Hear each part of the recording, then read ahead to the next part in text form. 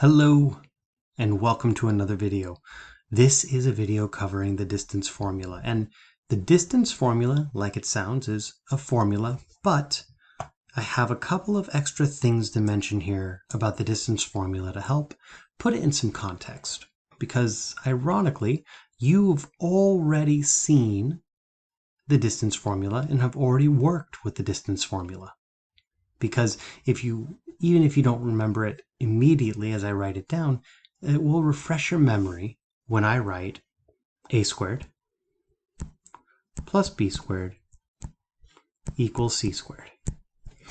Because you see, that's the Pythagorean theorem. And the Pythagorean theorem is about finding distances in triangles. And so it is that you have one side, the other side, and a, b, and c.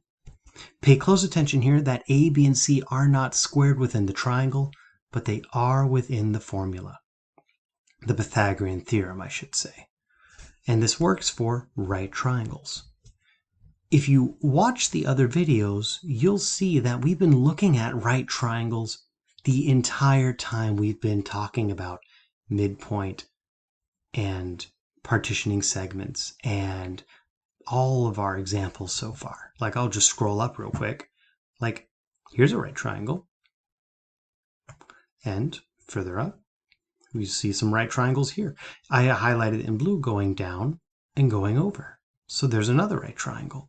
And that's the joy of working with X and Y on a coordinate plane, is we're always working with a right angle. Now, why is this important? Well, because if we want to find the actual distance between 2 points, which means we're not finding a point, we're not finding a middle point, we're not partitioning a segment, but we want to go from here all the way over to the other side, then we're going to be using the Pythagorean theorem. We're going to be using the distance formula. The only thing difference between the Pythagorean theorem and the distance formula is that when we're done, we want the distance. And so what you see here is the example of a squared plus b squared equals c squared. Those are all squares, which means they're multiplying something by itself. A is being multiplied by a, b by b, and c by c. What undoes a square is a square root. So I'm going to take the square root of both sides here. And what I get as a result is just c equal to the square root of a squared plus b squared. Just in case you're curious, the square root does not eliminate the squares on a and b because of the addition sign. The addition sign prevents the squares and the square roots from canceling out on that side. But on the side with c, it's not by itself. So what we just did is we wrote the Pythagorean theorem in a way that is a plug and chug equation. You plug in A, you plug in B, and then by the time you've worked through every single step, you have C as a result. Now, just as another reminder, you can never take the square root of a negative number. So that also means that C will never be negative, which makes sense because we're talking about distance. C is always positive.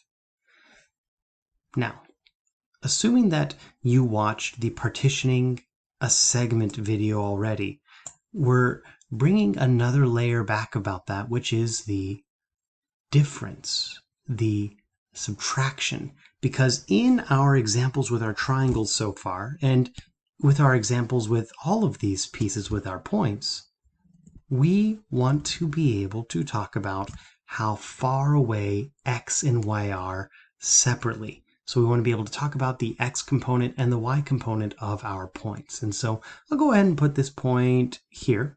This is a wonderful point. So that's going to be down 3 and to the left 1. So this point is going to be -1 on the X and -3 on the Y.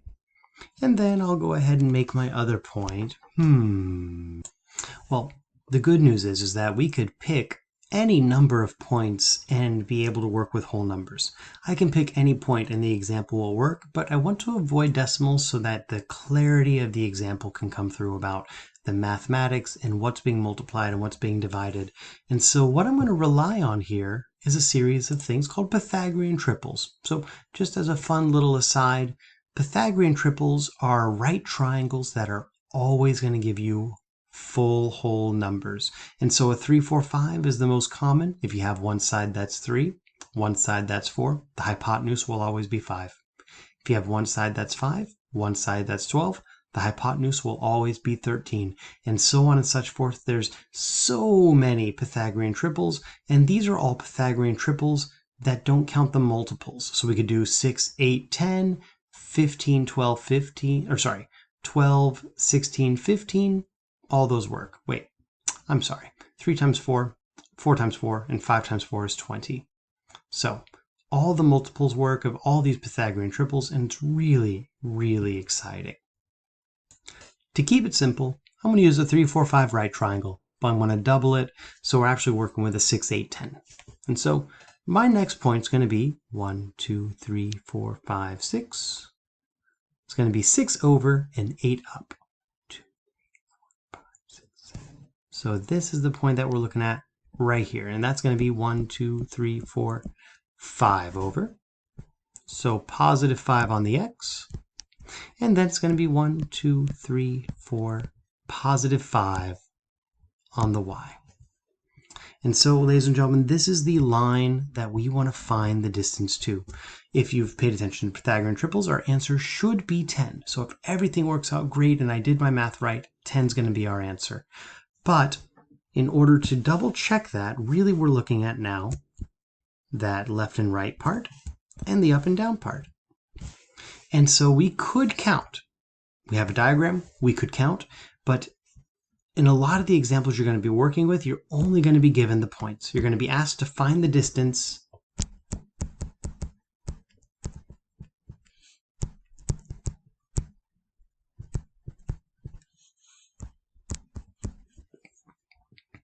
and you won't be given the diagram. And so in order to make that happen, in order to know how long our purple x and our purple y components are, we need to do some subtraction because we want to find the difference in our x's and the difference in our y's to know how long they actually are. And so if I rewrite the distance formula then that you just see up above here to include that, to call this a and to call this b, then what we're really saying is the difference of our x's, the difference of the -1 on our x here and our 5 here will be the distance of a. And so when I write that as an equation, what I'm really saying is instead of c equals the square root of a squared plus b squared, I'm really saying that our distance, just replacing the c with the d, is going to be the square root of the difference in our x's, so x of our first point minus x of our second point. And it doesn't matter which one you pick for the second point, which one you pick for the first point. That's just about the name. Squared, that's a squared, plus the distance of y in our first point and our y of our second point. And that's b. So the distance formula is x1 minus x2 squared plus y1 minus y2 squared, all square rooted. Let's type that so it's just a little bit cleaner. So here you go. D equals, and so for those of you guys who've never typed math before, a program called LaTeX is prominent in a lot of these different layers of our technology that we're using, and it's available on Canvas. So I just looked up some LaTeX and I'm going to type them in here. So \sqrt, square root of x sub 1 minus x sub 2 all squared plus y sub 1. And I'm saying sub because it's underneath, like a submarine. So y sub 1, y sub 2, And that's just how we talk about those names because they're slightly below rather than slightly above, all squared. Ta-da! There is your distance formula all typed out and really pretty. So, ladies and gentlemen, we'll be able to actually type, or not type, but we'll actually be able to plug in our numbers and find our distance. First things first, we already labeled our -1 and our 5 for our x values. And I'm writing them here just to help illustrate and help track what those are and what they mean and why we're plugging them in. There's the -1 on the x, there's the 5 on the x, and then the same thing for the y's. -3 for the y, and I'll use purple, no, pink. So here's the -3 for the y, and here's the 5 for the y. Let's go ahead and plug it in. Our distance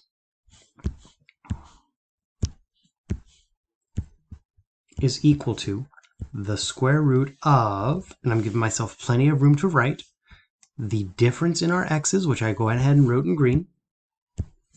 So that's going to be the -1 minus the 5 all squared plus our y values that I wrote in pink. The -3 minus 5 all squared.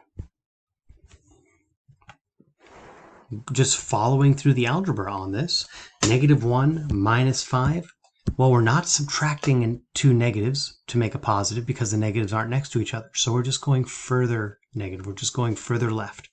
And so our distance here is going to be equal to the square root of -1 minus 5 is -6 squared.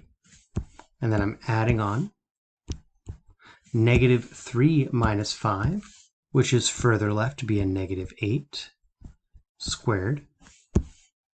And just to check, this problem started with a 6, 8, 10 right triangle. There's my 6 and there's my 8, so we're right on track to get 10.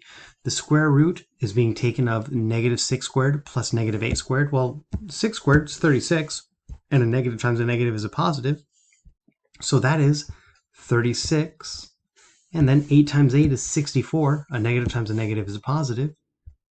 In pink we have 64, and then we're just adding them together with our square root to equal our distance. Well, what is 36 plus 64? Well, it means we're taking the square root of 100. And ladies and gentlemen, the square root of 100 is 10. Our distance in this problem is 10 units long. And that's what you're looking for the distance formula. It's incredibly easy to just plug in your numbers and use a calculator. So here, I picked numbers that were relatively low so I could do them in my head and help model that. But use your calculator. Just pull up your computer, pull up your calculator function, and there you are. You're able to type in any numbers, multiply them by themselves. You're able to figure it out from there. And then you also can use the square root function on this in case you end up with any decimals or fractions. So ladies and gentlemen, I hope that helps with identifying the distance here.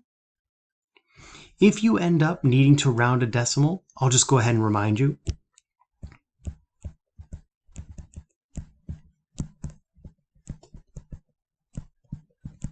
that you're always rounding up or down based if it's a 5 or a not.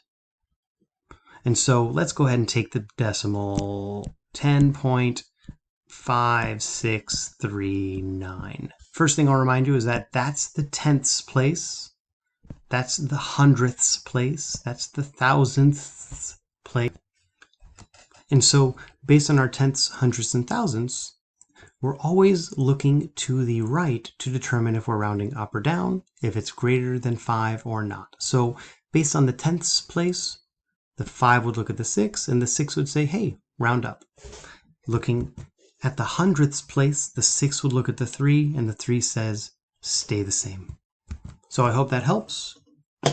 I look forward to helping you guys out this week. Don't hesitate to ask me any questions, and take care.